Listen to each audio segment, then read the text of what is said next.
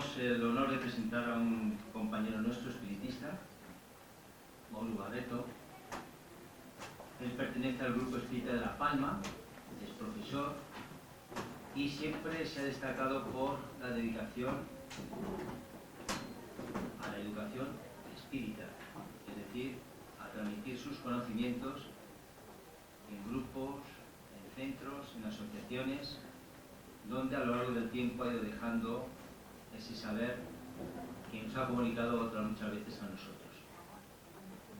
En este día tenemos una conferencia muy interesante que es Tiempos de Transformación, y confiamos en que al final, si te gusta mucho el coloquio, al final le podáis preguntar para que él a su vez pues pueda resolver aquellas dudas, aquellas cuestiones que no están aclaradas, pero que él, estoy seguro de que debido a su conocimiento espiritual pues va a revelar y lo va a aclarar. Así que solamente me queda presentarle.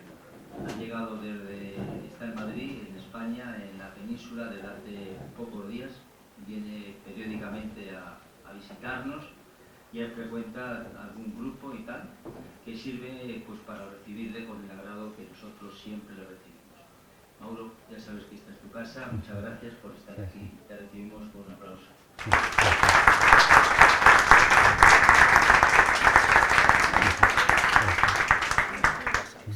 De acuerdo. Venga, gracias. Muchas gracias A ti. Lo primero, darle las gracias a Miguel por permitirnos o por darnos la oportunidad de venir a compartir este ratito con ustedes, ¿no? Y quiero hacerlo también a María Jesús por la gran dedicación que tienen a la divulgación del conocimiento espiritual y por darnos la oportunidad de venir una vez más a compartir con ustedes esta tarde, ¿no? Para mí es siempre una alegría el poderlo hacer. Y gracias a todos y a todas por estar. Cuando venía de donde me estoy quedando, estaba viendo la cantidad de gente que hay aquí en Madrid en la calle, ¿no? Y estaba sintiendo que todos estamos como unidos, ¿no? Estamos como enlazados y que cada uno está haciendo la función correspondiente y que en ese momento para él es más importante. Y me sentía totalmente unido a toda la gente que venía, con la que me cruzaba. Porque he tenido en otras oportunidades la sensación contraria, de estar en un mar de gente y sentirme solo. O sea que la soledad, el aislamiento, no es un problema del otro, es un problema nuestro. Y un problema que posiblemente estamos en el momento adecuado para empezar a resolver. El título de la conferencia es Tiempos de Transformación. Y en realidad el título está por demás, porque no hay tiempo que no sea de transformación. Desde que nacemos hasta que morimos estamos creciendo.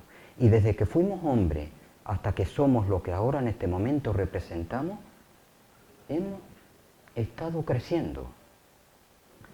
¿Qué sentido tiene entonces el título de la charla? Pues que aunque todos los tiempos son de crecimiento, de evolución, de aprendizaje, estamos en un cambio de era, estamos en un momento especial en el que el cambio es más rápido. Yo hago la comparación con los estudiantes de un instituto o de la universidad, que a lo largo del año pues uno se lo pasa con cierta laxitud. Queda mucho tiempo por delante, eso nosotros vamos pues dejando que el tiempo pase, ¿no? Pero cuando llega al final, cuando llega el momento del examen último, nosotros tenemos que sentar los codos, tenemos que repasar incluso con más intensidad las materias que están pendientes para ver si realmente pasamos. Y eso es lo que se está dando en este momento que estamos viviendo todos nosotros. Ese cambio de era nos lleva a vivir situaciones a veces poco gratificantes, pero que todas ellas están ahí para nosotros crecer, evolucionar y cada vez ser más, que es para lo que estamos aquí. Lo que nos decían los griegos. Ahora se habla mucho de la autoestima. Autoestima sería que nos amamos a nosotros, pero si tengo autoestima es que me estoy comparando con algo. Y la comparación solo puede ser con nosotros mismos. Y los griegos lo definieron muy bien, que cada uno de nosotros lo que tenía es que ser. Cuando somos, nos valoramos, sabemos lo que somos, dónde estamos y lo que necesitamos. He puesto algunos ejemplos para ver cómo se han ido dando a lo largo de todos los tiempos pues este tipo de cambios o transformaciones visibles. Aquí tenemos nosotros a Demócrito, que él fue el que intuyó el átomo. Ni siquiera lo vio porque incluso ahora mismo no los podemos ver, ¿no? Pues él dijo que toda la materia se componía de partículas pequeñas que él dijo que no se podían dividir más y lo llamó átomo. Y eso fue un cambio extraordinario, porque aquello permitió darnos cuenta que la materia no era algo amorfo, no era algo continuo, sino que era algo que estaba formado por diferentes partículas. Y eso ayudó posteriormente a entender, por ejemplo, cuando nosotros pasamos por un acantilado, ver que los sedimentos tienen diferentes colores, porque esos átomos posteriormente nos damos cuenta que se pueden unir con otros átomos y forman cosas que son totalmente diferentes a las que inicialmente eran. Y dan lugar pues a otras sustancias que luego después se pueden ver como nosotros las observamos en esas rocas, unas de color rojo, otras de color blanco, que lo son en función de los minerales que realmente tienen. Y dando un salto en el tiempo encontramos a Robert Hooke, que fue el que descubrió la célula. Él mirando al microscopio vio que la materia, además de átomos, como ya nos había dicho Demócrito, estaban compuestas de una especie de celdilla, que es lo que él fue capaz de ver con el microscopio.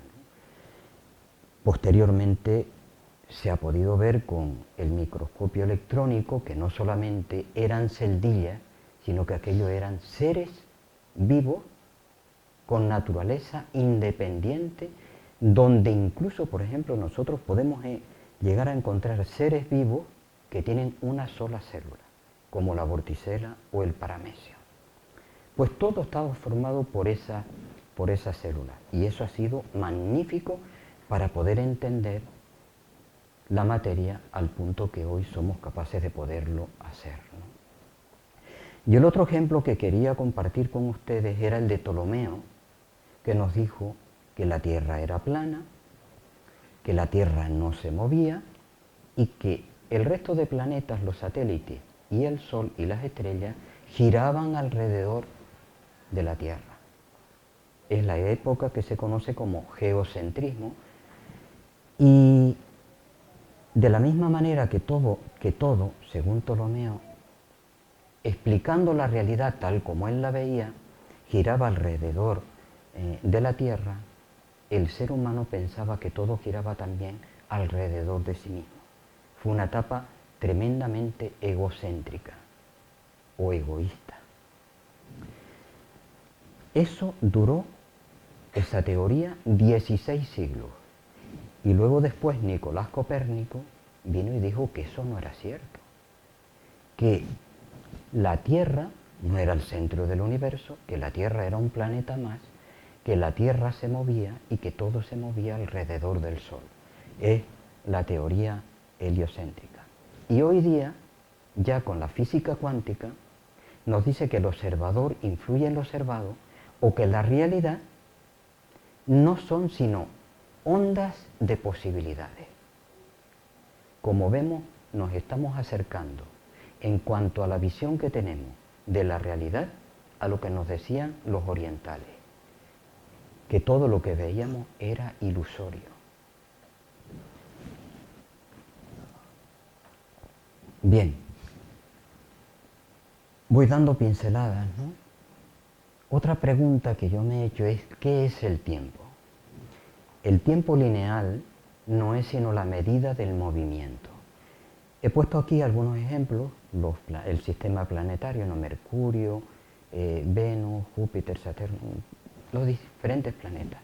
Y he puesto debajo el tiempo que tardan en tener un movimiento de rotación. Mercurio, por ejemplo, son 1407 horas. Ese es el tiempo que tarda en dar una vuelta completa sobre sí mismo. La Tierra tarda 23,6 horas, redondeando 24 horas, Marte 24, después tenemos Saturno 5,8 horas, 6 horas. Como vemos, cada uno de ellos tiene un tiempo determinado de giro sobre sí mismo. Pero luego después vino Einstein y nos dijo que el tiempo era relativo, que el tiempo no era lineal, que una hora cuando nosotros estábamos felices era un segundo de tiempo, pero que un segundo de tiempo o un minuto de tiempo cuando nosotros estamos en un estado de sufrimiento se transformaba en horas o en días. Ese es el tiempo relativo que nos definió Einstein. Pero si nosotros fuésemos capaces de sobrepasar lo que es el campo gravitatorio de la Tierra, irnos al espacio, donde allí no hay sino luz, donde los rayos del sol están llegando, ¿qué tiempo tendríamos? Sería un tiempo infinito. Tendríamos un día permanente. Si nosotros salimos, escapamos de lo que es el movimiento de la Tierra y estamos en un sitio donde percibimos los rayos del sol o de otra estrella, el tiempo es un eterno fluir. Y si estamos donde llegan los rayos del sol, sería un día permanente. Y ese es el tiempo cósmico, infinito. Los espíritus, cuando se comunican con nosotros, nos dicen que su tiempo es diferente a nuestro tiempo. Dependiendo de la dimensión en la que nosotros estemos, el tiempo va a tener una serie de posibilidades determinadas y concretas. Este espíritu nos dijo que en un año de los nuestros, en la dimensión donde él se encontraba, podía tener un aprendizaje de 70 años de los nuestros. Así que hay infinitos tiempos, infinitas posibilidades, que todas están ahí para nuestro crecimiento y evolución. Solo cuando estemos en condiciones de poderlas utilizar en ese sentido. Ahora bien, el título de la conferencia ya vieron ustedes que era Tiempos de transformación. Esa transformación ha ido pasando desde aquella etapa egoísta a otra etapa que se está abriendo, que estamos ya viviendo, que es completamente diferente a aquella. El tiempo actual en el que estamos viviendo es un tiempo de unidad. Un familiar cercano, que está haciendo ahora su tesis doctoral, ella es licenciada en matemáticas, resulta que la tesis o en la tesis intervienen médicos, doctores, que lo son ya en medicina, médicos, físicos, químicos, ella que es matemática, o sea, un elenco de personas preparadas en campos o en áreas diferentes en las que todos están cooperando. La tesis de esta persona en concreta conta de cómo ocurren alteraciones en diferentes genes con respecto a enfermedades muy concretas. Bueno, pues ahí intervienen físicos, químicos, biólogos y matemáticos.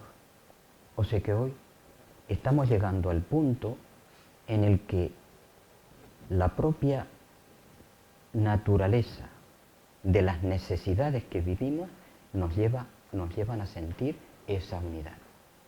Todos somos uno, todos nos necesitamos a todos.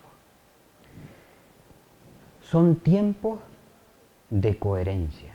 Nosotros no podemos engañar a nadie, porque cuando pensamos que engañamos al otro, al que realmente estamos engañándonos es a nosotros mismos. Todos recordamos el cuento aquel que nos contaban en el colegio, ¿verdad? Del pastor que iba a la montaña y tocaba la flauta para llamar a los campesinos diciéndoles que el lobo había venido para llevarle las ovejas. Y tantas veces lo hizo que al final los campesinos, un día vino el lobo, tocó la flauta y ya ninguno de sus vecinos fue a socorrerle. Por tanto, ¿a quién engañó aquel pastor? A sí mismo. Pues así nosotros, cuando pensamos que lo hacemos con los demás, lo estamos haciendo con nosotros mismos. Así que coherencia total. Se está terminando eso de una fachada por delante y unos hechos que nos delatan por detrás. Total coherencia. Incluso nosotros mismos nos estamos dando cuenta de aspectos, de circunstancias, de cosas que hace un tiempo ni siquiera habíamos reparado en ellas. Bueno, son tiempos también de transparencia. Tenemos que ir por la vida con lo que somos. No nos hace falta más. Porque siendo como somos, las posibilidades de crecimiento se multiplican. Si vamos aparentando lo que no somos, incluso perdemos múltiples oportunidades de hacerlo. Son tiempos también de dejar las creencias y ir a esa etapa de la vivencia, del ser, de la experimentación. Y eso lo vemos, por ejemplo, en la medicina. Hasta hace poco, sobre todo en países que la predominancia es la medicina alópata, resulta que nos habían dicho, su filosofía era de que había unos gérmenes patógenos, virus, bacterias, hongos, que realmente llegaban hasta nosotros y luego después había que combatirlos como si fuesen dos ejércitos, que había que combatirlos pues con una serie de sustancias químicas, físicas, incluso por ejemplo con fuego, digo con fuego por emplear la expresión de lo que son radiaciones, ¿no? Pero hoy día las medicinas alternativas nos están diciendo cosas totalmente opuestas. Hoy las medicinas alternativas están diciendo que la enfermedad es una cosa buena en sí misma, que cuando esos gérmenes patógenos se reproducen en nosotros es porque realmente encuentran el caldo de cultivo, que la enfermedad no es sino un aviso de que estamos en un camino equivocado y que lo único que tenemos que hacer es cambiar, buscar en una dirección diferente a la que nosotros tenemos, que la enfermedad es una limpieza, pero es que algunas palabras que se encuentran en la medicina tradicional, como catarro, que viene del griego, de catarei, y catarei significa limpieza. Por tanto, ya incluso desde mucho tiempo atrás se sabía que la enfermedad era una forma de nosotros restablecer la armonía o limpiarnos. Hasta hace poco tiempo, los seres humanos, cuando veíamos cosas que no nos gustaban, las íbamos comentando aquí y allá con el vecino, pero cuando estábamos en el lugar que teníamos que decirlo de manera abierta y clara, con mucha sencillez, pero con toda la responsabilidad del mundo, ahí nos callábamos. Hablábamos por detrás, pero cuando estábamos donde era posible que se escuchara nuestra voz y que el cambio se diera, pues no se hacía. El conocimiento espiritual nos viene a decir que nadie puede decir nada de nadie, que cuando hacemos un comentario de otro lo estamos haciendo de nosotros mismos, y que si vemos algo en el otro que no nos gusta, nuestra responsabilidad es ir a él, solo a él, y decirle, mira, yo estoy viendo esto, tú analízalo, míralo, si consideras que no está bien, pues cámbialo, porque todo, al fin y al cabo, nos necesitamos para ayudarnos en ese cambio personal, los unos a los otros. Bien, pues estamos, repito, hoy ya en un tiempo donde nosotros hacemos sentir nuestra voz, donde realmente debe y puede ser escuchada. Lo comentaba al entrar con una persona que hoy día ya nos metemos en internet y son miles y miles las informaciones válidas, serias, muy responsables que nosotros realmente encontramos allí. Casi que hay que tener un criterio enorme para poder separar una cosa de la otra. Bueno, pues vamos a seguir profundizando en toda esa parte, a llevar las quejas donde realmente sea el lugar adecuado. Y mucho más en momentos como este, donde estamos los seres humanos perdiendo derechos. Y los derechos conquistados los debemos de mantener y ampliar, no solamente por nuestro bien, por el bien de nuestros hijos y de los hijos de nuestros hijos. Ahora bien, desde esa situación, en el momento actual, en estos tiempos que estamos ahora viviendo, que yo llamo tiempos espirituales, vamos a hacer el estudio de un par de aspectos, ¿no? Y en el primero en el que me quería detener esta tarde es el dolor. Desde ese conocimiento del ser. No como solemos hacer, que opinamos de todo y generalmente tenemos conocimiento objetivo de muy pocas cosas, pero estamos acostumbrados a opinar. Vamos a dar opiniones objetivas. Vamos a estudiar esta tarde, a dar un repaso a lo que es el dolor, siempre con el sentido de beneficiarnos de ese conocimiento, porque el conocimiento auténtico, el conocimiento da libertad, y la libertad da posibilidad. Por tanto, ¿qué es el dolor? El dolor es una señal fisiológica que nos dice que las células tienen dificultades. Y el organismo, para preservar la integridad, trata de avisarnos mediante actos reflejos. Eso es el dolor. Fíjense que he dicho una señal fisiológica. No he dicho una señal patológica. Porque si dijera señal patológica, es que estaría indicando aquí una enfermedad. Por tanto, el dolor es una señal, es un síntoma de vida.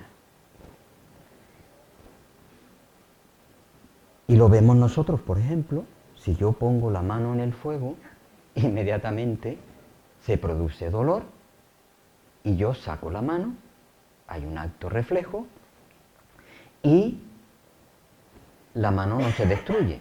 Si no fuese por el dolor, yo mantendría la mano allí y luego después la mano se destruiría, se quemaría por completo, ¿no? Pero hay personas que no sienten dolor y eso es un gran problema para ellas, porque al no sentir el dolor, cuando tienen una enfermedad, la enfermedad se puede volver crónica e incluso la persona puede llegar a morir. Por tanto, es un perjuicio para ella, es un daño para ella el no sentir dolor. El dolor es algo bueno. Pero, ¿por qué se da el dolor?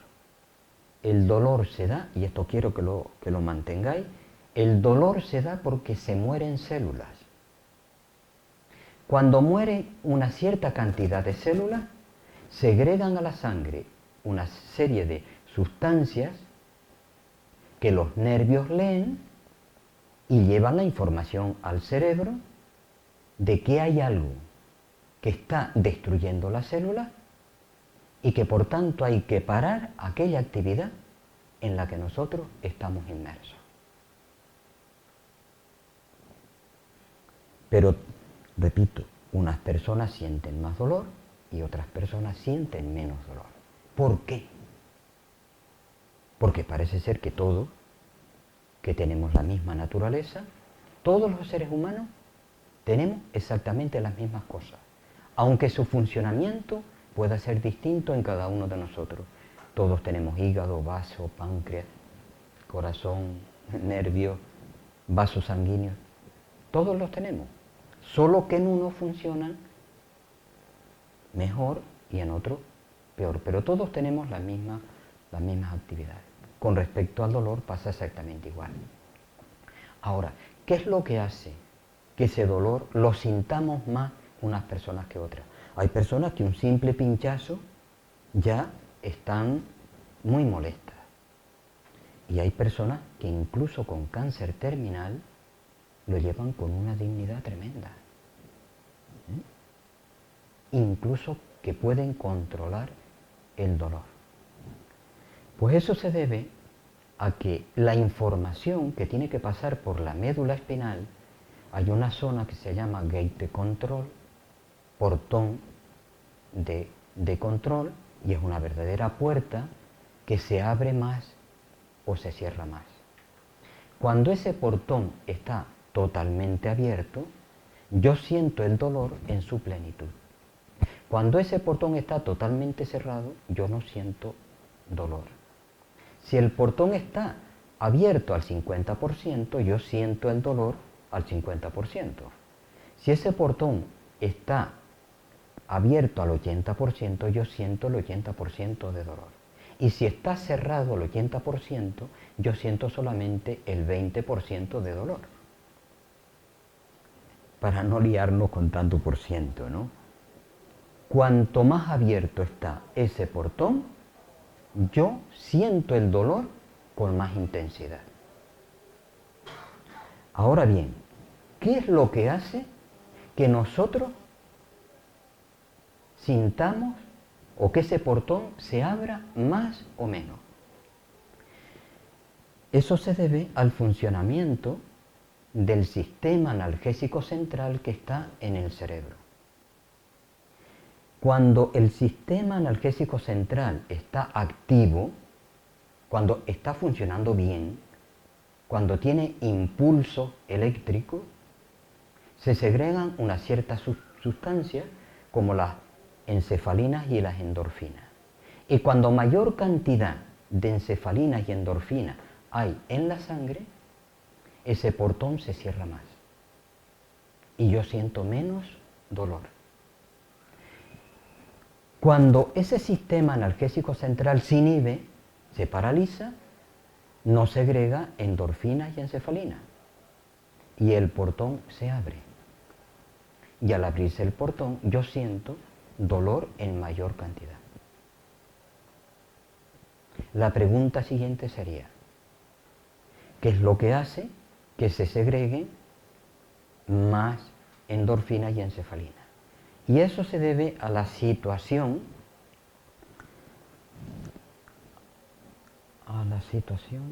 aquí, ahí, a la situación del sistema analgésico central. El sistema analgésico central está situado en lo que se conoce como arquicortes. Voy a explicar esto porque es sumamente importante. Nosotros estamos formados a nivel de cerebro de arquicorte y neocorte. El arquicorte es el cerebro animal y el neocorte es el cerebro humano. Voy a explicar esto un poquitito así, unas pinceladas nada más, ¿no? En todo lo que es el periodo evolutivo, nosotros tuvimos como cerebro una sola célula. Cuando las funciones que desarrollábamos no tenían otras necesidades, sino que las necesidades podían ser cubiertas con aquel cerebro de una sola neurona.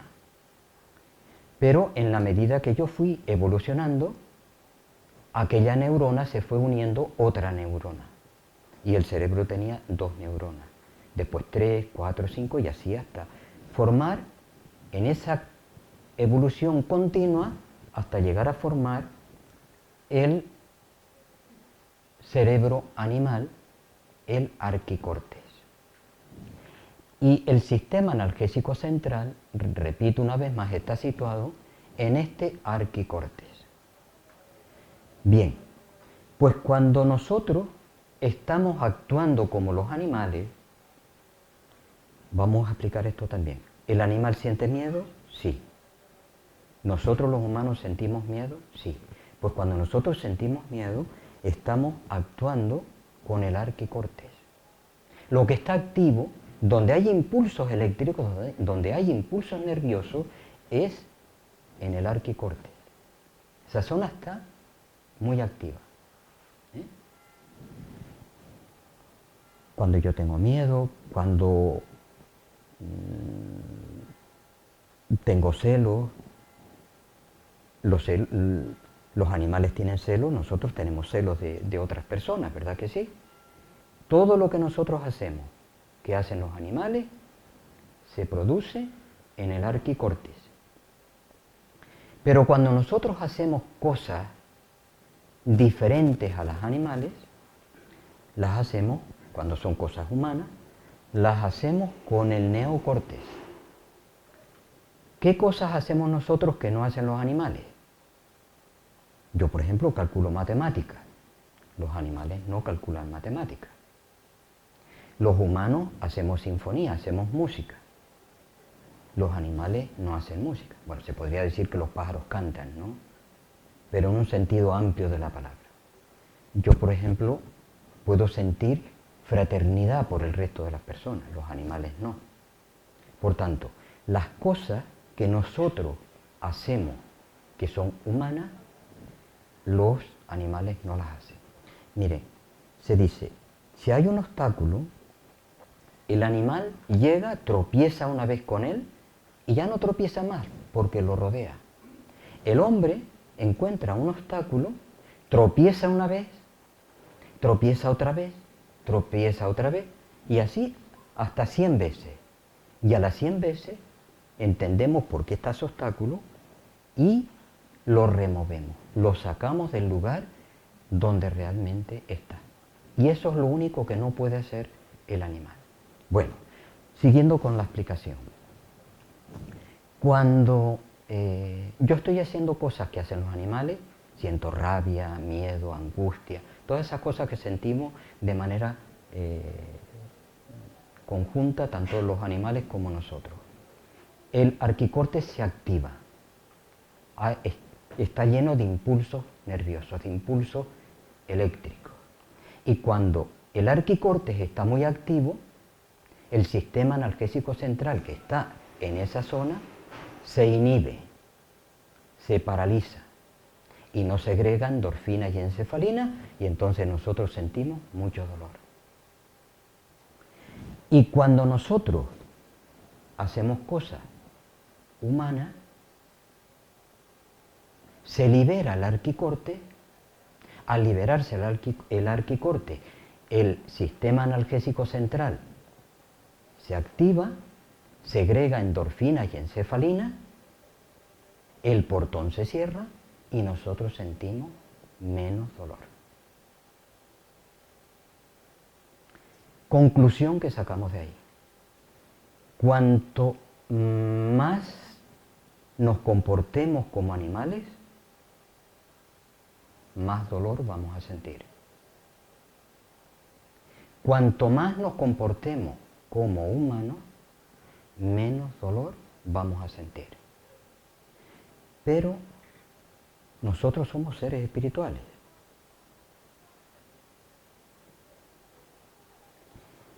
Y estamos en condiciones, cuando sentimos un dolor, en hacer que ese dolor desaparezca, se transforme.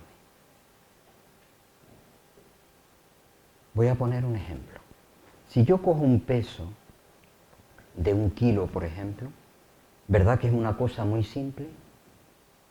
Y al principio nos parece que lo podemos llevar al fin del mundo, pero tenemos que ir 10 kilómetros con ese peso de 1 kilo. El primer kilómetro más o menos bien. La mano rígida, la circulación cada vez menor. Aquello ya no pesa 1 kilo, sino que empieza a pesar 10 kilos. Cuando voy otro kilómetro más allá ya no pesa 10 kilos, sino que aquello pesa 20 kilos. El brazo me empieza a doler y yo ya empiezo, como solemos hacer los seres humanos, siempre que tenemos una cosa mal, estamos pensando en por qué otro no lo lleva y nosotros quedamos libres de todo aquello, ¿no? ¿Quién está funcionando en este caso? En la medida que empezamos a sentir más dolor. El arquicortes. Pero nosotros cuando ya aquel kilo pesaba 50 kilos y cuando ya estábamos pues eso, diciendo que por qué no viene alguien y me lo saca y por qué todo esto que tengo, porque tengo yo que pasar por esto, toda esta serie de cosas que todos nosotros realmente hemos experimentado en algún momento. En ese momento nosotros encontramos a un maestro espiritual, una persona que irradia luz, bondad, ternura, nos sentimos bien, transformados, y entonces tenemos solamente pensamientos de bien, de gratitud, pensamientos humanos. ¿Qué habremos hecho con eso?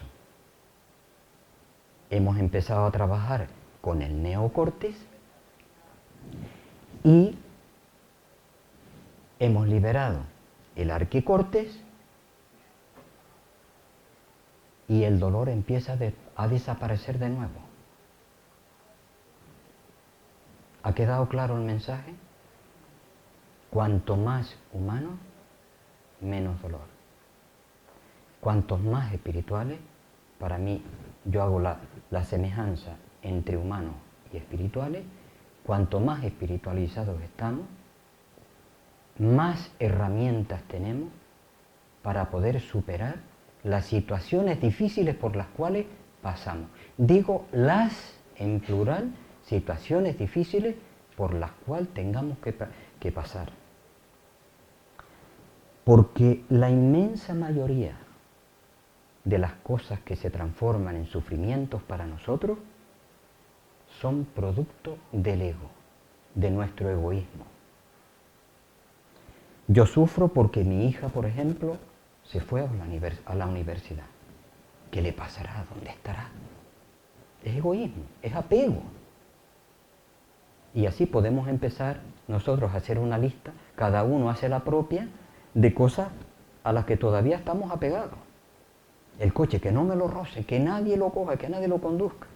Y salta una chinita el coche y parece que el corazón nos da, porque estamos apegados al coche. Pero ¿sufrimos realmente? Claro que sufrimos. Pero ¿sufrimos por qué? ¿Por el hecho o por la propia importancia que nosotros le estamos dando a aquello que está ocurriendo? Bueno, que quede claro el mensaje. Toda situación puede ser transformada por nosotros. Y el conocimiento espiritual es una herramienta que nos ayuda a conseguirlo. Y es el objetivo que tiene este intercambio. El dolor no es karma. El dolor no es un castigo divino. El dolor es un aviso, es una señal protectora que nos dice que estamos en un camino equivocado y que tenemos que buscar alternativas. Digo esto porque mucha gente dice que el dolor es karma, entonces si el dolor es karma, cuanto más dolor tengo, mejor. No.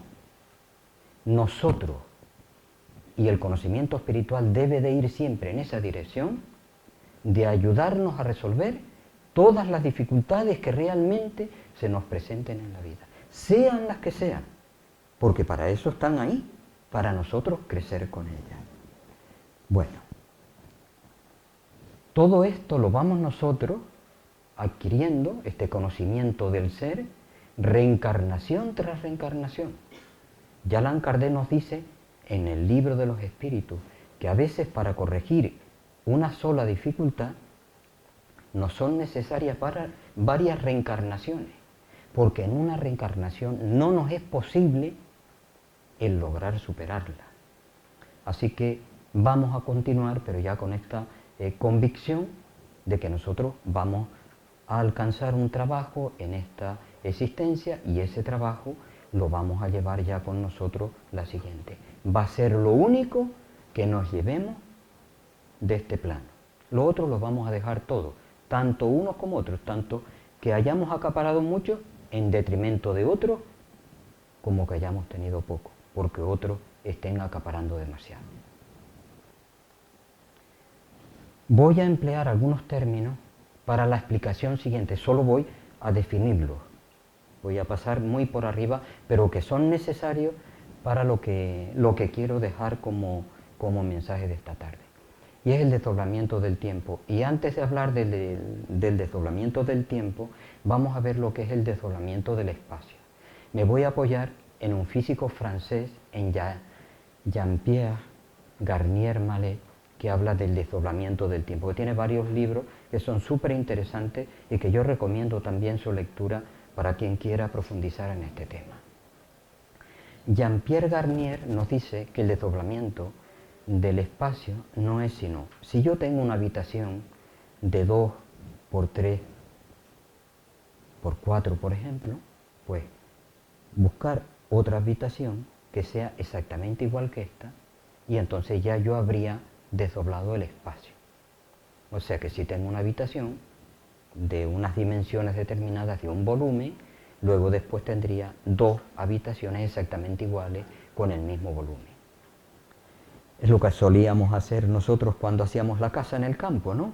Hacíamos una habitación porque el dinero no nos alcanzaba para más, y a aquella habitación le pegábamos otra y teníamos ya pues 2 habitaciones, ¿no? Habíamos desdoblado el espacio.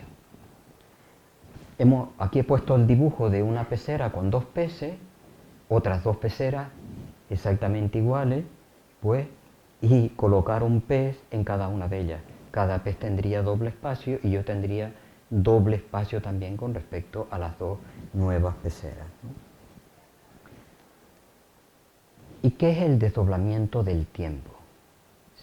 Según Pierre Garnier, el desdoblamiento del tiempo no es sino ir a diferentes velocidades.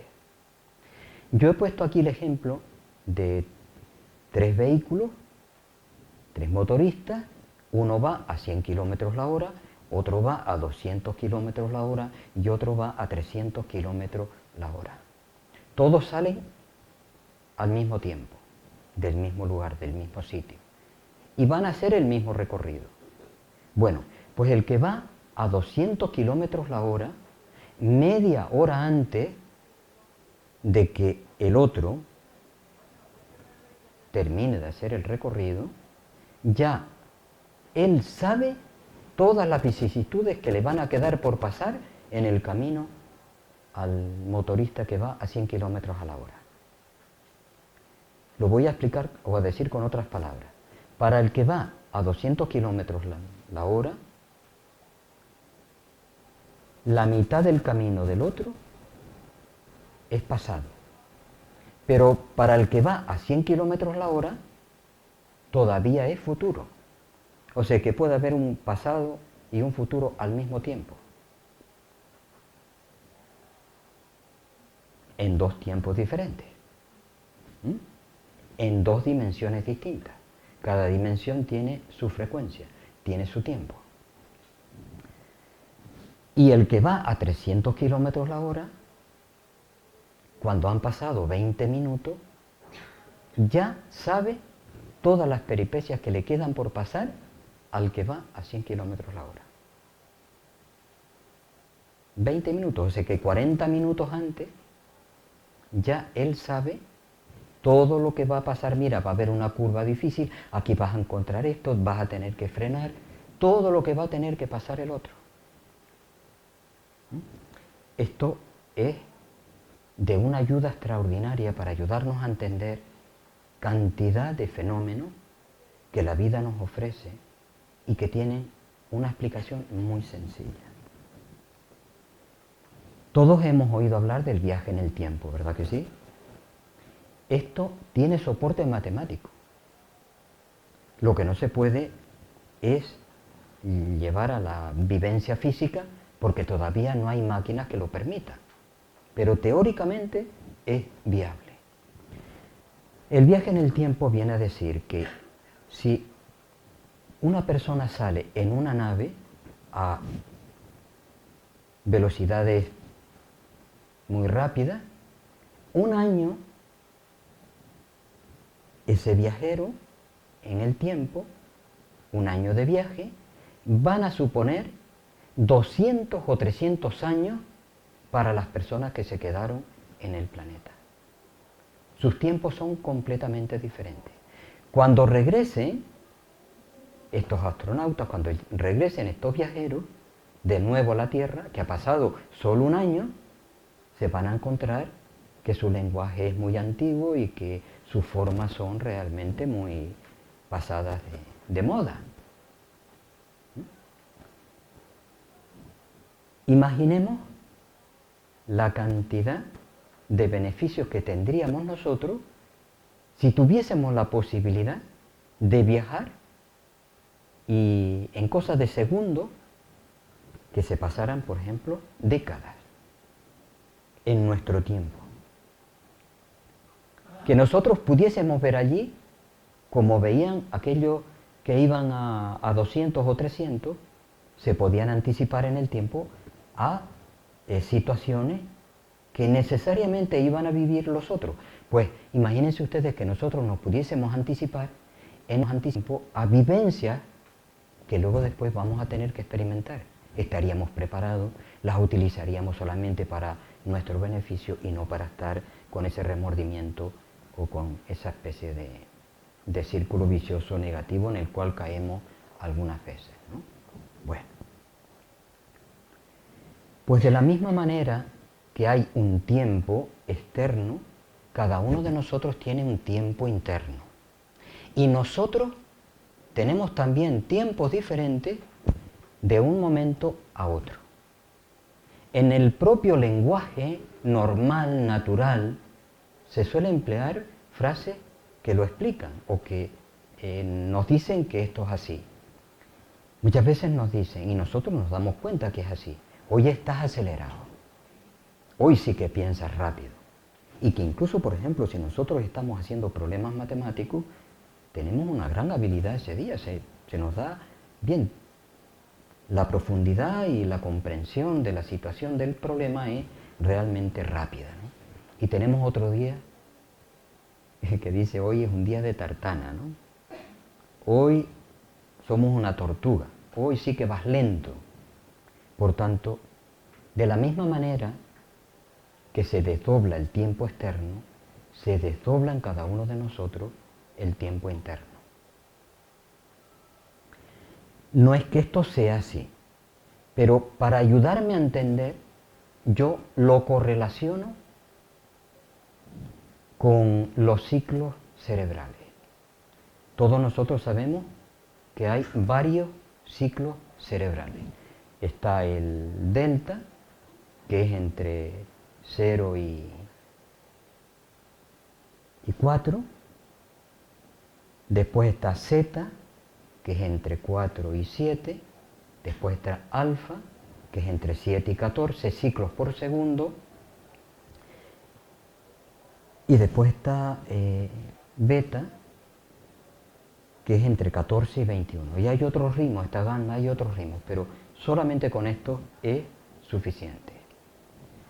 Bueno, pues esto nos puede ayudar a entender algunas de las vivencias que nosotros tenemos en el día a día. Ahora hay bastantes separaciones a nivel de pareja. Y yo voy a hacer algunas reflexiones con respecto a estos términos, siempre con lo que el conocimiento espiritual nos aporta para que nos ayude a entender la situación y a buscar solución a ella, que para eso estamos aquí, ¿no? Todos nosotros hemos escuchado en las personas que han estado en pareja y se separaron, que sentían un gran amor al principio y luego después, pues aquello se rompió, ¿no?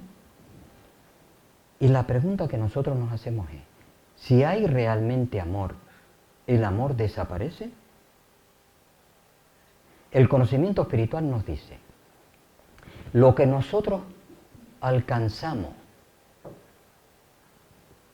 como consecuencia de nuestro esfuerzo, de nuestra dedicación, eso nunca lo vamos a perder.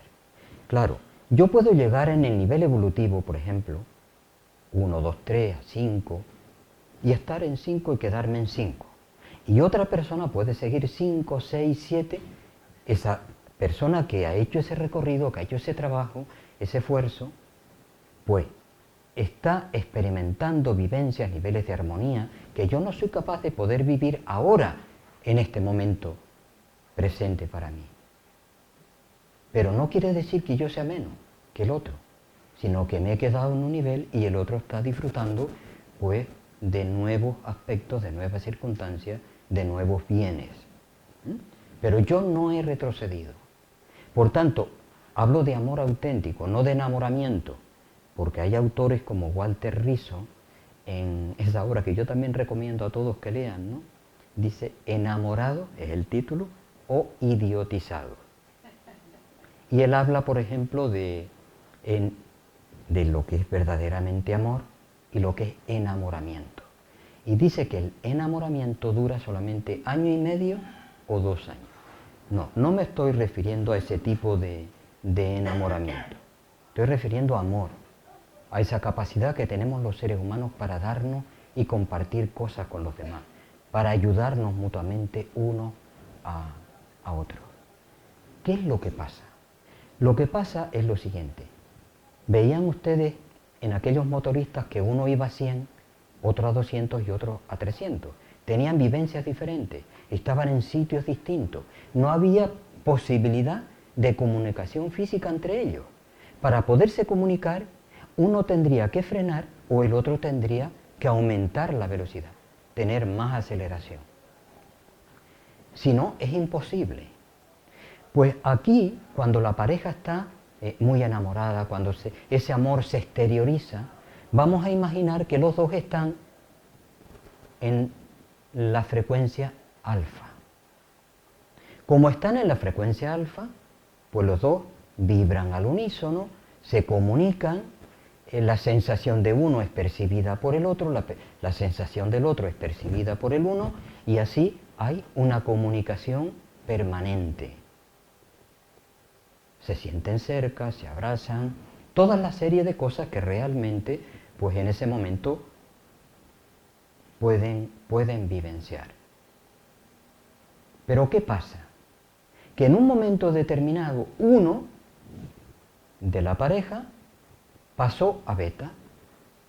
Beta es el ruido, es lo externo. Nos encandila, por ejemplo, el tener, el ver las luces en la calle, toda esa serie de cosas que realmente impresionan los sentidos, ¿no? ¿Hay posibilidad de que se comunique uno con otro? Imposible. Uno está en una frecuencia y otro está en otra frecuencia diferente. Pero lo que nos dice este conocimiento es que nosotros podemos volver a reencontrarnos, haciendo que la frecuencia de ambos vuelva a ser la misma. Que tú estás más elevado que yo, pues yo tengo que hacer esfuerzo por llegar hasta tu nivel. Que tú estás más bajo que yo, pues lo que tengo que hacer es ayudarte para que tú llegues a donde yo estoy. ¿Es posible? Sí. Siempre, como dice Jorge Bucay en otro libro que es magnífico y que recomiendo su lectura, Amar con los ojos abiertos, él dice que para que esa sincronía vibratoria se pueda dar, yo tengo que empezar a reconocer que algunos de los fallos que ha habido en esa comunicación son míos, no son del otro. Mientras no reconozcamos que nosotros somos parte del problema, pero que somos también parte de la solución, nos sentiremos como seres individuales, egoístas. Sería la forma en la que Ptolomeo describió el acontecer, cuando todo giraba en torno a mí, en la etapa egocéntrica. Repito, el mensaje. Nosotros podemos, está en nuestra mano el cambiar una situación de negativa a positiva. Una expresión que es muy frecuente también en las parejas. Ya no siento nada por ti. Lo voy a significar porque creo que me ayudo a expresar mejor. En la pareja, él le dice a la chica, dame un abrazo. La chica le dice, no te puedo dar un abrazo porque no siento nada por ti. Y él le dice, yo no te he pedido que sientas. Yo te he pedido un abrazo. Lo que tú sientas va a ser proporcional a lo que tú des. Porque los seres humanos recibimos lo que damos. Ella le dice, bueno, dame un abrazo. Y él le dice, dámelo desde el corazón, porque desde el corazón te lo doy yo. Saben que en el momento actual se está ya evidenciando que el corazón emite ondas como el cerebro, pero que esas ondas son mucho más amplias que nuestras ondas cerebrales. Cuando nosotros damos del corazón, como nos dice el Principito, lo verdaderamente esencial no se ve con los ojos, hay que verlo con el corazón. Pues, él le dice, dámelo desde el corazón, que desde el corazón te lo doy yo. Se dieron un abrazo fusión, ese abrazo en el que el tiempo se para, y cuando despertaron, la mujer dice, gracias, sentía que flotaba. Y él le dice, gracias, es que flotábamos juntos. ¿Qué es lo que ha pasado de un momento a otro? Lo que ha pasado es que antes cada uno estaba en una onda diferente y al dar de sí de nosotros nos igualamos en frecuencia y sentimos el uno lo que el otro realmente está sintiendo. Nos sentimos, porque a veces estamos juntos pero sin sentirlo. Otra de las expresiones típicas es me has desilusionado. El término ilusión tiene bastantes acepciones. Una de las acepciones es pues sentirnos bien, sentirnos alegres, pero en psicología se utiliza el término ilusión cuando nosotros estamos percibiendo algo que no es exactamente igual como lo estamos percibiendo. Cuando nosotros vemos, por ejemplo, las líneas del tren,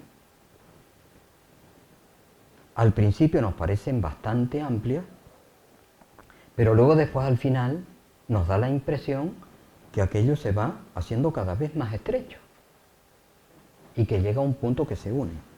Eso no es real, pero a mí me lo parece. Eso es una ilusión.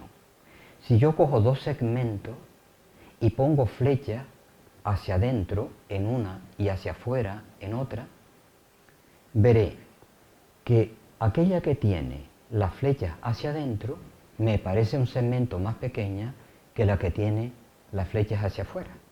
Sin embargo, es una ilusión óptica. Por tanto, si yo veo en la pareja cosas que me gustan y me uno a ella, yo no me puedo desilusionar por lo que ella es.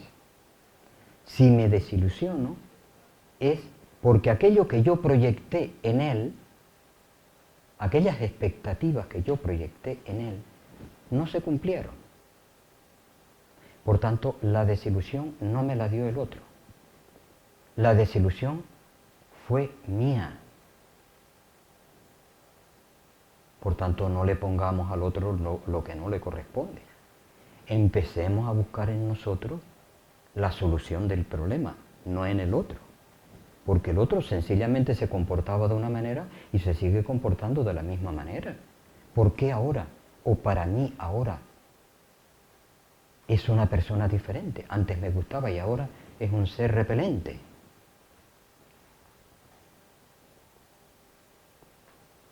Cuando nos desilusionamos, tenemos que empezar a buscar en nosotros. Y en ese libro que les comenté antes, Amar con los ojos abiertos, Jorge Bucay dice que los seres humanos a veces buscamos en el otro aquel que tiene las cualidades que a nosotros nos faltan. Pero no hay nadie que nos pueda a nosotros dar nada. Todo lo tenemos que conseguir con nuestro esfuerzo, trabajo, dedicación, con el día a día.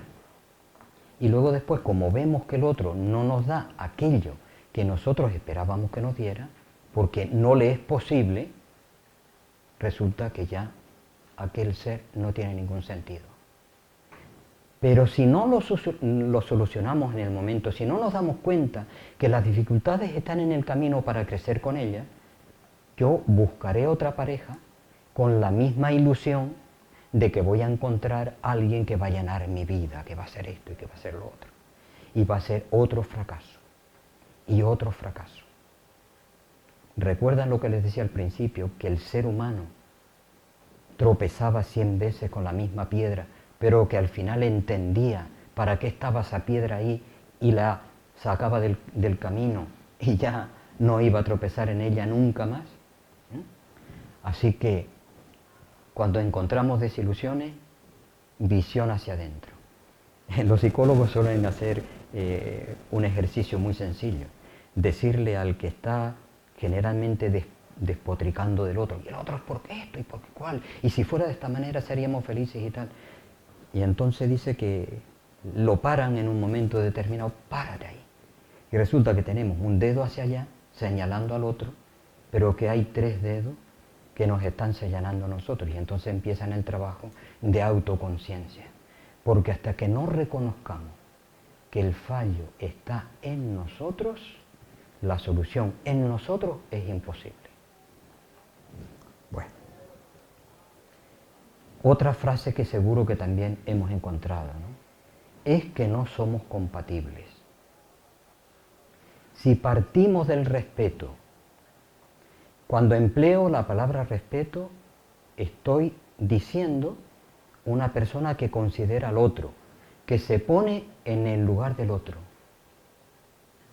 Lo que decían los orientales, nunca hacer juicio. Y cuando queremos hacer juicio, caminar durante una semana en las sandalias del otro. Porque es cuando único estamos en condiciones de saber lo que el otro está sintiendo, lo que el otro está experimentando, los sufrimientos que tiene, y lo comprenderemos. Y cuando comprendemos al otro,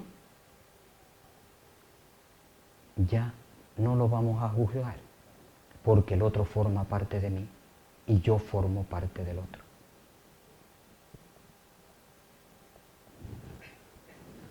Fíjense ustedes, yo soy un ser espiritual, tú eres un ser espiritual, por tanto compartimos la misma naturaleza. Si compartimos la misma naturaleza, ¿cómo podemos ser incompatibles? Todos los seres humanos somos compatibles. Y hay otra cosa que es sumamente importante. Si estamos juntos con el deseo de trabajarnos para ser cada vez más, el otro se parecerá cada vez más a mí. Porque con mi ejemplo y yo con el ejemplo del otro iremos aunando frecuencias.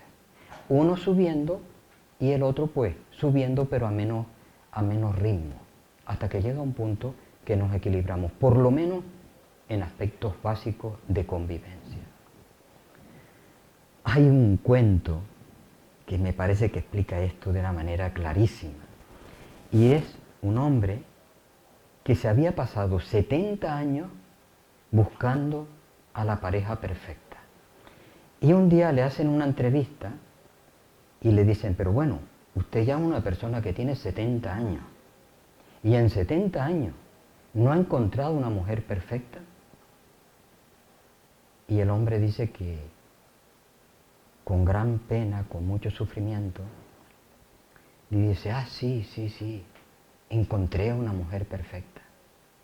Y el entrevistador le dice, pero, ¿y si encontró la mujer perfecta, no se unió a ella? Y con mucho pesar, él le dice, sí, encontré a la mujer perfecta, pero es que ella estaba también buscando al hombre perfecto. Así que vamos a buscar a seres que estén dispuestos a crecer con nosotros, con nuestros fallos, con nuestras dificultades, porque santo solo tiene que ser en otra dimensión, ¿eh? Santo en un sentido entrecomillado, ¿eh? Seres evolucionados de mucho nivel en otras dimensiones. Aquí estamos donde estamos y tenemos que trabajar pues con los elementos que realmente tenemos. Es que me molestas. Una expresión que realmente duele un montón cuando te la dicen, ¿no? Y cuando uno la dice, pues no molesta porque considera que el otro la merece y más, ¿eh? Sé que las cosas son diferentes según del lado donde vengan, ¿no? Quien emplee expresiones de esta naturaleza, ¿no?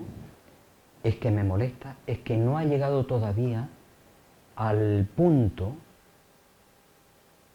al nivel de conciencia de darse cuenta de que todos somos uno, de que somos una humanidad. Como les decía antes, y como nos decía Cayetano Arroyo en aquel libro, yo soy cuando comprendo, yo soy tú, tú eres yo. En realidad somos uno. Imagínense ustedes, el cuerpo es un todo. Imagínense ustedes que el corazón le dijera a las neuronas, estáis muy lejos por ahí, muy desperdigadas, que estáis muy diseminadas por todo el cuerpo, ¿no? Así que no les voy a mandar sangre, porque me dais un trabajo tremendo, que tengo que estar bombeando y venga bombeando y ustedes trabajando y son los que más me pedís. Pues ahora no les doy. Resulta que no les dan, se mueren, pero el corazón también se muere. O sea que el daño que le hacemos al otro es un daño que tenemos a nosotros. Por tanto, si el otro es parte de nosotros, si es un ser espiritual como lo somos nosotros, ¿cómo nosotros podemos decir que el otro me molesta? ¿Es que me puede molestar una parte de mi cuerpo a mí? ¿No? Cuando estamos todavía con este tipo de expresiones, cuando estamos en este momento, es que hay separatividad. Lo que el otro haga que a mí no me gusta está mal. Es la época dual. Se dividen las cosas en buenas y malas. El que hace las cosas como a mí me gustan, ese es mi amigo. El que hace las cosas de una forma diferente es mi enemigo. Esa es la etapa dual. O conmigo o contra mí. Esa persona se suele rodear de personas que le adulan, que le ponen la mano sobre el hombro y que todos son palmaditas y que bien. Y Pitágoras ya nos dijo, haz un amigo y contarás ya con una persona que te va a decir aquello en lo que no eres correcto, lo que hace de forma equivocada. Quien está en esta etapa no se da cuenta de que todas las cosas que nos ocurren en la vida son buenas y que están ahí precisamente para ayudarnos. Jung llamó a esto las sombras y venimos aquí a eliminar la sombra y a buscar la luz. Cuanto más nos esforzamos, cuanto más damos de nosotros, más cerca estamos de la luz. Y muchos autores, desde Buda, Gandhi, Deepak Chopra, Yoshinori Noguchi con la ley del espejo, nos está diciendo que cuando vemos un fallo en el otro, es porque eso todavía lo tenemos nosotros. Y cuanto más claro es el espejo, más se refleja. Y el mayor reflejo para cada uno de nosotros es la pareja. Porque yo puedo representar una obra de teatro, pues 1 hora, 2 horas, que es lo que generalmente dura, ¿no? Pero toda una vida. Eso es demasiado. Y ahí nos mostramos cada uno como somos. Y somos el espejo perfecto para el otro. Pero a veces no queremos ver esas sombras que realmente tenemos. El conocimiento espiritual nos dice, ante una dificultad, darle la mano. Y algunos autores, como David R. Hawking, en un libro magnífico que se llama Dejar ir, nos dice que nosotros lo que tenemos es, ante las dificultades, esas emociones que realmente nos trastocan, lo que tenemos que hacer es incorporarlas, entenderlas, asumirlas, hacerlas nuestras. Y una vez que hemos hecho todo ese trabajo, dejarlas ir. Y cuando las dejamos ir, desaparecen. Hawking comenta en ese libro, que tiene un capítulo dedicado a la salud y a la enfermedad, que la enfermedad no existe. Que la enfermedad es un bien en sí mismo, como decíamos al principio, que nos está avisando de que tenemos que coger un camino diferente. Y él cuenta que tenía úlcera, tenía varias enfermedades, y entonces él dice que cuando dio gracias por ellas, las asumió, las incorporó, las enfermedades desaparecieron, sin ningún tipo de ayuda externa. Yo no llego a tanto. Él es un psiquiatra y tiene más autoridad en este campo. Ahora, sí estoy en condiciones de decir que muchas de las vivencias que nosotros tenemos son autocreadas por la aceptación de lo que nos han metido como real.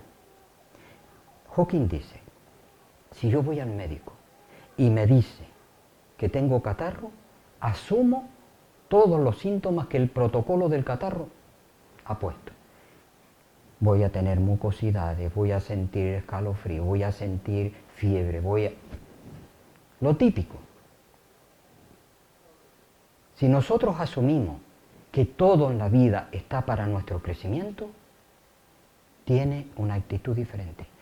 ¿Cuántas veces una persona que tenía cáncer y no lo sabía, tenía una vida normal, pues más o menos, se lo dijeron un mes, se fue? Hay otro cuento oriental que viene a explicar esto, ¿por qué, no? Y es el miedo que nos han metido en el cuerpo, que nosotros hemos asumido más que otro nos lo haya metido. El cuento oriental dice que en una habitación llega un señor que tenía miedo a la serpiente y ve una serpiente enrollada, pues con la posición vertical de ataque. Fue tan grande el miedo que al día siguiente encontraron a un hombre muerto en una habitación. Y en esa habitación había un rollo de soga enrollado con una punta, pues, recta o en posición vertical. ¿Quién lo mató? Lo mató el miedo. Y un amigo, el padre le decía que si ponía los pies en el suelo le iba a dar catarro. Siempre que se olvidaba de ponerse las babuchas antes de que los pies tocaran el suelo, tenía catarro el hombre. Había asumido ese rol y ese rol se producía en él cada vez que lo hacía. Bueno, hay muchas otras expresiones. Expresiones, por ejemplo, el amor hay que regarlo. Amor. Algunos de ustedes habrán leído el libro de Bender, Amor incondicional, ¿no? Amor es la capacidad que nosotros tenemos de dar con el deseo de bien para el otro. Eso hay que regarlo en el otro. O sea, yo para que tú me ames, te tengo que llevar un día un ramo de flores, otro día un traje, otro día otra cosa. ¿Eso es amor? Eso tiene otro nombre, ¿verdad? ¿Qué nombre le damos a eso? Compraventa, ¿verdad? Manipulación pura y dura, ¿no? O egoísmo, si se quiere, ¿no? Te amo, si me das, te doy. Si no me das, no te doy. ¿Recuerdan lo que decíamos del abrazo? Vamos a ser más nosotros y a darnos desde el corazón, que lo que demos sea autenticidad. Y autenticidad es que somos cosas blancas, negras, grises, amarillas, y que estamos todos aquí creciendo. Y otra cosa que es sumamente importante, que estamos creciendo juntos. Por tanto, cuando hay dificultades vamos a echarnos el brazo por arriba y apoyarnos lo que podamos. Otra expresión es la gota que colmó el vaso. ¿Verdad que sí que la hemos escuchado muchas veces? La gota que colmó el vaso. Hasta aquí he llegado. Sí, es cierto.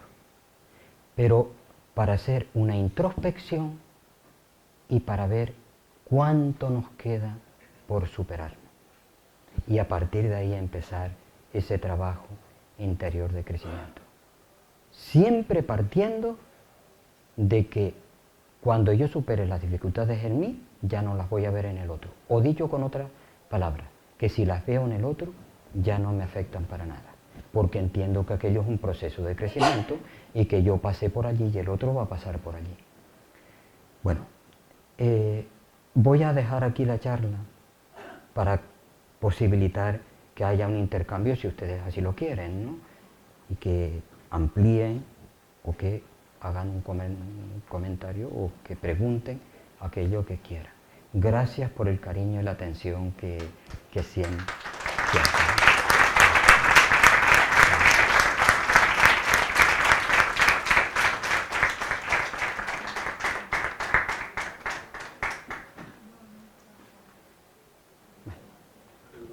Sí, sí. Volviendo a la desilusión, parece que toda la Sí, te escucho. arranca del solo. Pero yo me pregunto a este punto, ¿y cuando las personas, la pareja, lo que sea, el amigo, no atienden con los compromisos, con las promesas, también depende de nosotros la desilusión? Y claro, esto da una desilusión. ¿Por qué? ¿Por qué? Porque Vamos a ver, tienes un compromiso, déjame. te empeñaste con un compromiso y no lo atiendes. Vamos a analizar, es muy interesante la pregunta, gracias de verdad. Me parece el planteamiento que hace el amigo genial, ¿no? El hermano, ¿no? Y vamos a diferenciar. Tú eres tú y yo soy yo. Hemos hecho un compromiso y tú sigues siendo tú y yo sigo siendo yo. El compromiso que haces tú, lo haces tú. El compromiso que hago yo, lo hago yo. Y pueden haber compromisos conjuntos que yo ahora los veo así y que dentro de un tiempo no los veo así. Te voy a contar una cosa que me dijo un hijo con el que yo vivo. Yo tengo una huerta, ¿no? Vivo en el campo, La Palma, todos somos campesinos. En aquella huerta pues siembro coles, tomates, pimientos, arvejas, cosillas que me gustan, ¿no? Soy vegetariano. Y un día yo quería que mi hijo me ayudara a trabajar la huerta, porque había puesto más cosas de las que yo solo podía dar cumplimiento. Y mi hijo me dijo, papá, ¿tú me pediste a mí opinión para hacer la siembra? No. Entonces no me pidas ahora esto. Y por otra parte, el ser humano es incoherente, aparentemente. Yo ahora les estoy dando una visión de la vida, pero si vengo aquí dentro de 5 años, posiblemente yo les dé una idea contradictoria en algunos de los puntos que hoy he defendido como auténticos. ¿Es que yo estoy actuando ahí de manera equivocada o estoy actuando de manera correcta? Estoy actuando de manera correcta. Nosotros podemos cambiar de opinión de un momento a otro. Claro. Y lo que sí que tenemos que tener claro es que lo que haga el otro es responsabilidad del otro. Y lo que yo haga es responsabilidad mía. Tú cargarás con lo tuyo, yo cargaré con lo mío. pero a mí no me puede afectar lo que tú hagas. Lo que tú hagas es tuyo. Fíjense ustedes una expresión que es realmente clarificadora con respecto a esto. En mi pueblo, que es gente de campo, ¿no? La madre le decía al hijo que porque le puteara a la madre o porque todo eso, que no se enfadara, que ella no era eso. Y le decía al hijo que cómo se podía enfadar por algo que no era real. Bueno, pues resulta que un día tiene una discusión con un vecino y este le puteó, le dijo de todo. Y el hombre no se alteró. Pero lo llamó individuo y se remanga y allá. Él dice que eso de individuo, eso no lo podía tolerar. Porque él había asumido con individuo, era un vagabundo, era una persona de mala vida que estaba con drogas y con todas esas cuestiones, y aquello no. Aquello no. O sea, con algo que es real, porque todos somos individuos, ¿no? Pues, por lo otro, lo que fuera. Pero por lo real. Y así estamos todos los seres humanos. Estamos perdidos en enseñanzas absurdas que nos mantienen en estados ilusorios permanentes. Y no, lo peor es que nos manipulan con ello. Y nos sacan los derechos con ello si nosotros lo permitimos. Lo que decían los antiguos castellanos cuando nombraban a un rey: nos, que cada uno somos tanto como vos, te nombramos rey. Si gobiernas bien, gobernarás. Y si no, no. Tenemos que asumir que nosotros somos nosotros, que tenemos que cargar la responsabilidad de nosotros, pero que la responsabilidad de los demás, de ellos.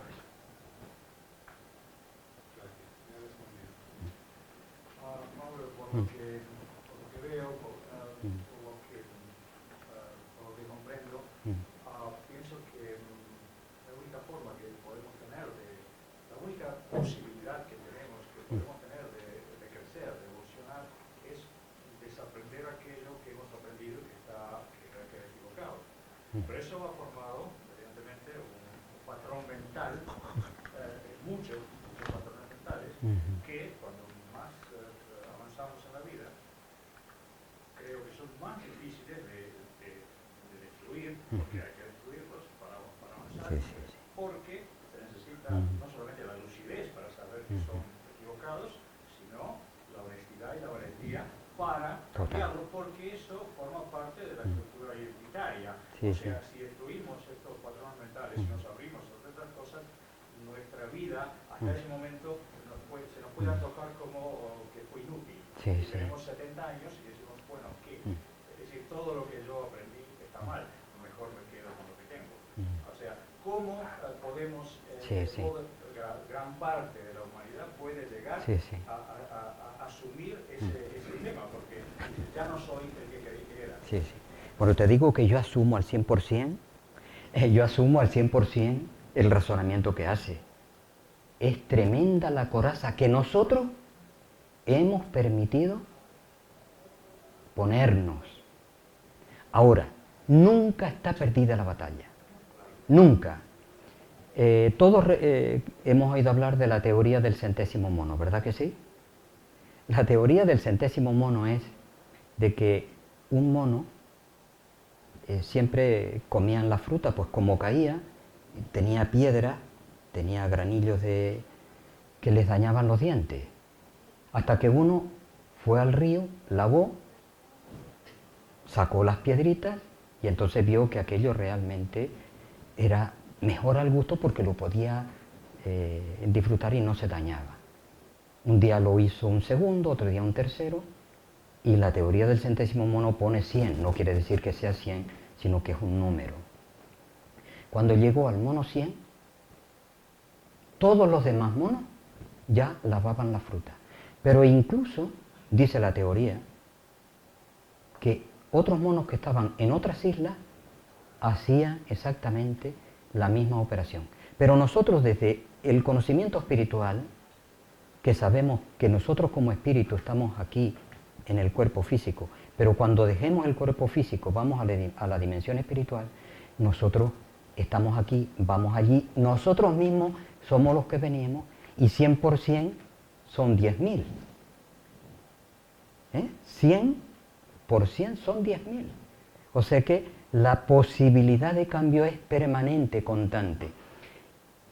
Dicen los maestros, aunque nosotros estemos aquí sin hablar nada en absoluto, por esas radiaciones que nos decía Antoine Exupéry en El Principito, mi onda está conectando con tu onda mental.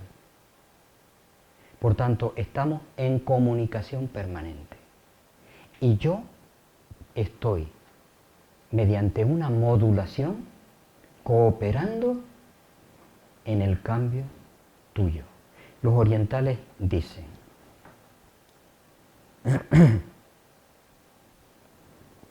el cambio es permanente. Cambiamos con el ejemplo, con lo que el otro está viendo, está haciendo. Y mañana somos diferentes a lo que realmente somos hoy. Y hay un ejemplo en la vida de Buda que dice que encontró en su camino, cuando iba a dar una conferencia a un pueblo, encontró a un detractor que le salió al camino para agredirlo, para insultarlo, y lo puso de vuelta y media.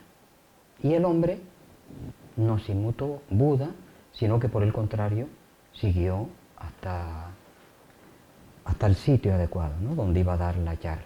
Pero este hombre fue a escucharlo, con el ánimo también de molestar. Cuando escuchó sus enseñanzas, resulta que tuvo la visión interior de la autenticidad que había en sus palabras. Y al día siguiente va a pedirle perdón a Buda por lo que le había dicho el día anterior. Y Buda le dice, permíteme que viva el día de hoy. Permítame que hoy yo sea el Buda de hoy. Y permítete también que tú seas hoy una persona diferente a lo que eras ayer. Ni yo soy lo que era ayer, ni tú eres lo que eras ayer. El cambio es permanente. Todos estamos cambiando, con una enfermedad, con un accidente, con algo que vimos en la calle, con esos viajes que hacemos, esos desdoblamientos que nos dice Jean-Pierre Garnier Mallet en la búsqueda del doble, y esto daría para otra charla más, cuando vamos nosotros a esa otra dimensión y en poco tiempo podemos ver todo lo que realmente se ve. Así que el cambio es permanente y estamos en ese cambio ayudándonos mutuamente unos a otros. Y fíjate cómo es la cosa. Si tenemos diferencias y nos separamos, perdemos la oportunidad de crecer. Pero es que nos vamos a encontrar mañana otra vez. Porque si la Tierra es redonda y tú vas en una dirección y yo voy en sentido opuesto, resulta ser que nos vamos a encontrar mañana o pasado, pero en el polo opuesto. O sea que donde quiera que vayamos, la naturaleza siempre está actuando en la dirección para que nosotros evolucionemos. Así que hasta estos que están de manera consciente intentando manipular para conseguir poder, van a tener que dejarlo. Porque ese nivel de coherencia y de transparencia que el conocimiento espiritual está dando y que en este momento es cada vez mayor, lo va a desmontar totalmente.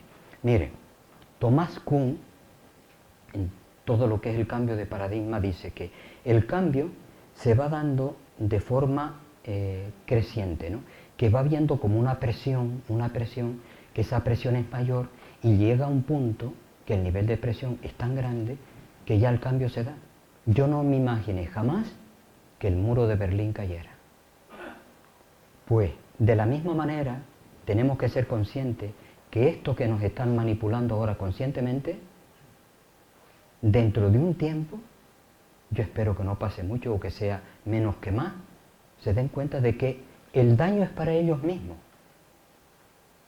Que lo dejen y que dejen también vivir a los demás.